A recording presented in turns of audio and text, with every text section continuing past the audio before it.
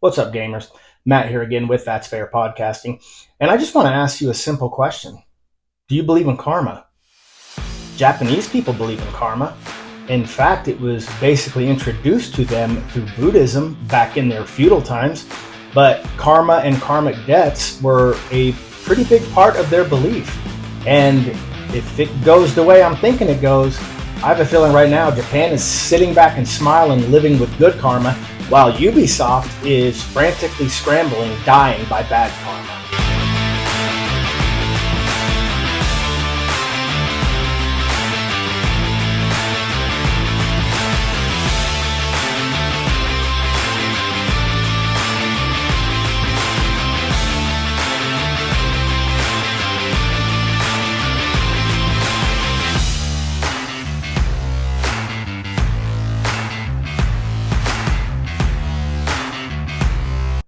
Assassin's Creed Shadow has been delayed now twice. It started from November 2024 being delayed and being moved back to February of 2025, Valentine's Day, I believe. And then finally March 20th, next month, of 2025.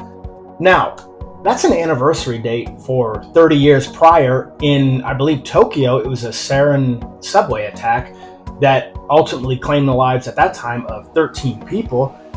And so that's one of their worst terrorist attacks in history, and they are releasing this Japanese version of Assassin's Creed on that anniversary. Strike one, Ubisoft! Jesus. It's like these people are actively trying to get in their own way and trip themselves. Well, congratulations, that's what you're doing. Let's also go, and then this game, let's be honest, Assassin's Creed Shadow has been plagued by multiple freaking issues, man. Like from the rifle reenactment group's banner being stolen, they literally jacked a logo from that and decided to put it in the game. And then once they found out that their historians really suck, they realized, hey, maybe we should take it out of the game, but we're going to go ahead and leave it in the art book if I'm not mistaken. So yeah, way to go, Ubisoft. Way to use originality. That's really good. And then the game had been plagued by Chinese structural buildings and whatnot, where it's a lot less Japanese and looking more Chinese to gamers, to people who actually give a shit about paying attention to detail, where Ubisoft doesn't care to pay attention to detail. And then, of course, there is the big controversy with Yasuke, the African samurai. Samurai. Yeah, he is a retainer at best. But let's be honest, when the original trailer dropped May of 2024, that's when the controversy started, because people want, in their Assassin's Creed games, they want the person native to that setting. You did it with Ezio in Italy. You did it with Altair in the Middle East. I mean, what was the place he lived in, Masyaf?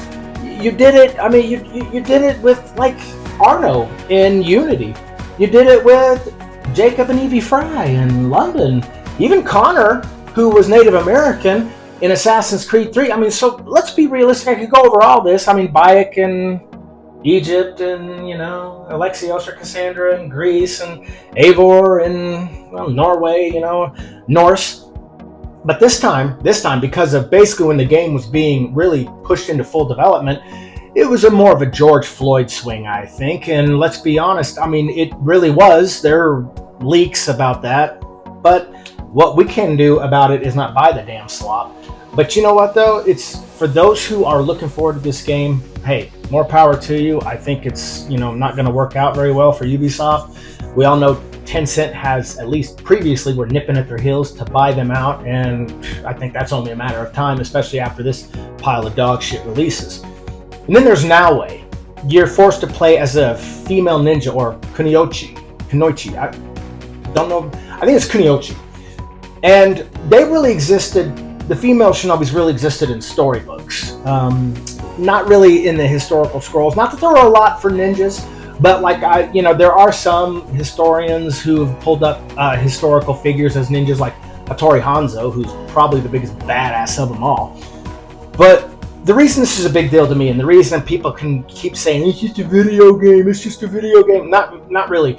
I grew up in the 80s. Where the ninja craze was badass and huge. Sho Kazuki was the Hollywood ninja, and he was all about the badassery of ninja.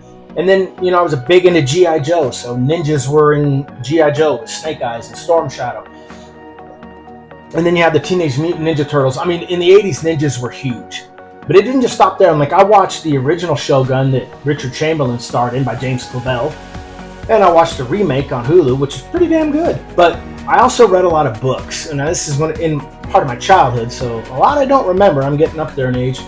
But that's another thing I would like to bring up. I can remember the ninja craze. I'm at that age, man. I'm Gen X, man. I want everything to be the way it's supposed to be. You want an African protagonist? Badass. Let's take one to Africa. I keep telling my wife if they did one on Shaka Zulu, you could play like one of Shaka Zulu's closest assassins. Man, I'd play the shit out of that. And Ubisoft, hint, hint. There's an idea. Only let people pick the gender.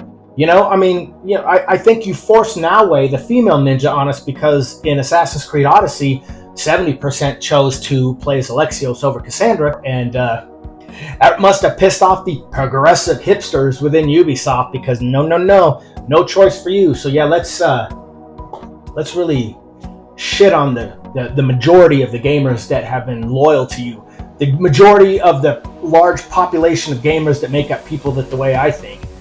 There's more of us than there are of the progressives. I mean, you know what? If you don't like it, I'm sorry. But, facts are facts, and, well, I guess you can deal with it. And then we have the broken Torii Gate. I don't know how many strikes this is against Ubisoft right now, but the broken Torii Gate, I believe the original one is like the Sano Shrine or something in Nagasaki that actually survived the atomic bomb, and it was replicated by Ubisoft with this toy with Naue and Yasuke kind of sitting on it and things like that, and that's just completely disrespectful because that broken Torii Gate represents an important part of Japanese history. But you know what? You're Ubisoft. Fuck do you care, right? I mean, your consultants and historians are really awesome. Thomas Lockley, yeah, the guy that wrote the fantastical fictional book on Yasuke as the legendary samurai bullshit. And then you have, again, going to remain nameless, but she wrote Tales of Idolized Boys, depicting boys with priests. Yeah, you heard that right. So then you have now Ubisoft starting to apologize to Japan for more or less making this set in feudal Japan. Why? Well, they're allowing you to destroy and deface shrines. Now, your average shill will tell you, if you're going to play it, just don't destroy it. Well, the option really shouldn't be there. If their historians and consultants actually did their frickin' job, they would realize that that's a big deal to Japan, as it should be. Japan actually takes their culture far more serious than most other cultures that I've ever read about. And really, I've only read about a few. But let's be realistic. Japan, they don't mess around. You shouldn't mess around with them. And now we're up to where, if I'm not mistaken, you can tomb raid them. Like, you can literally steal from their tombs and take valuable items such as armor or whatnot. Tomb Raider's not even doing that anymore, if you want to read into that. But in Assassin's Creed Shadow, we can really deface tombs of some of their great historical figures, and yeah, way to go, Ubisoft. Again, not paying attention to Japan, so who cares?